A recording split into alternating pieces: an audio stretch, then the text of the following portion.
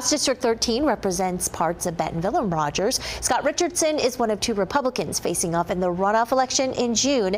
And Richardson and Denise Bugas are the top two candidates in the Republican primary for House District 13. Richardson now joins us with 4029 News on the record. And Scott, thank you so much for joining us today. We want to get to know you a little bit better. Tell us a little bit about your background and yourself. Sure. So hi, thanks for having me on.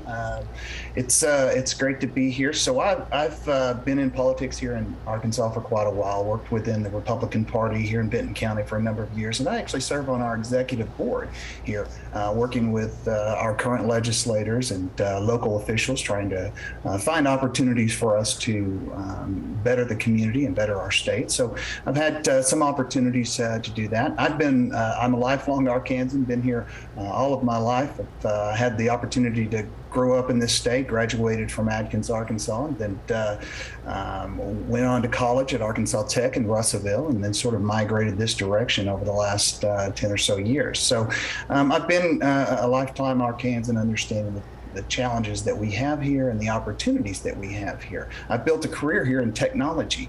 Technology is not one of the things that our state is known for, but we've had a lot of good movement in the right direction over the last few years with some of the initiatives our governor's put into place. And it's been good to see things moving in the right direction, but we still have a significant amount of distance to make up. And I think that's one of the areas that gives me a good opportunity to improve the state and work with our current legislators and existing infrastructure plans to move us into the next century. So that's a little bit about me and one of the reasons that I'm running. So hopefully that helps a little bit. Well, tell us a little bit about your district. I know your district, House District 13, newly drawn, represents parts of Bentonville and Rogers. What are some of the issues that your constituents are most concerned about? Well, our constituents are concerned about a number of things that are happening within our country and our state.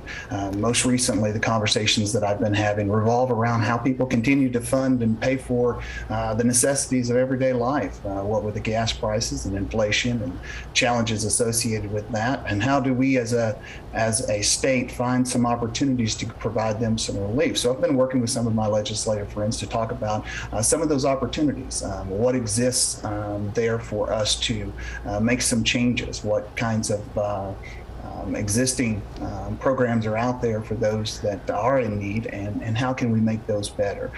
So that's been some of our existing challenges. Our demographics range from our very high-end individuals all the way down to those individuals that are more transient.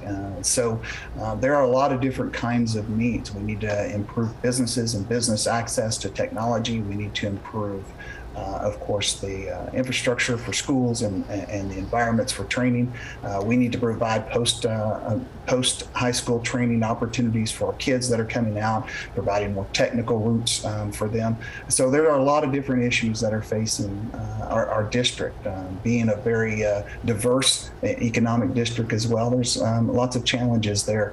So finding those relief packages, trying to reduce the overall tax burden that our state has, which is one of the highest in the nation, to try to reduce that on the everyday working family so that they can afford these different items like food and clothing and housing. So lots of issues, lots of opportunity for us to make an impact. And you know, the gas prices and inflation is mostly a national issue, but how do you expect the state to help our local residents here? And what are some of the things that the state can do? I know you mentioned maybe taxes and whatnot. So if you can get into some specifics, that'd be great.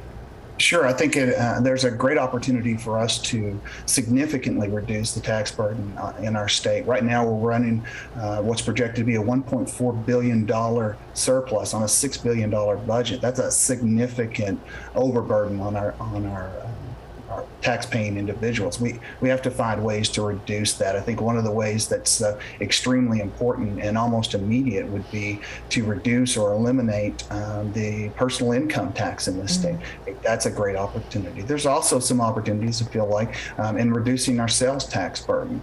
We have one of the highest sales tax, second highest in the nation sales tax burdens per capita. So there are some opportunities to look for that and reduce that. You know, we passed a 1/2 cent forever sales tax for our roads just roughly 2.5 years ago that I was opposed to. I think there's opportunity for us to do something there and try to reduce the overall burden for taxes on fuel.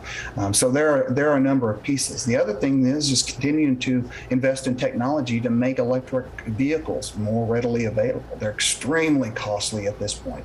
We have a couple of great companies that have moved around. I don't know if you've heard of Canoo, but they recently moved very close in our district here and are making opportunity to produce low-end, or I should say low-cost electric vehicles to provide more access for the everyday user to have those.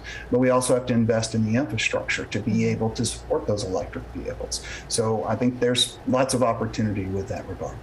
All right, Scott Richardson, in the runoff for the Republican primary nomination for this House District 13. Thank you so much for joining us here on 4029 News on the Record. We'll be back in 2 minutes with more questions.